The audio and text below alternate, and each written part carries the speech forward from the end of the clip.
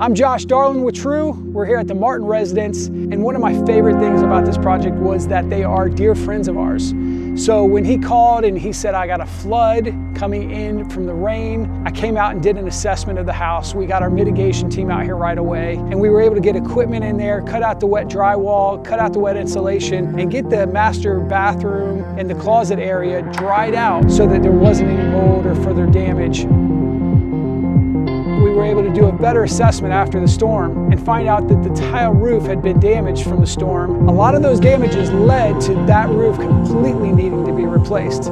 In this case, it was the area right above their master closet, and then the area on the back side of the roof that also affected the damaging the ceiling in the kitchen and the dining room area. The interior damage is completely repaired, and as you can see, it's beautiful.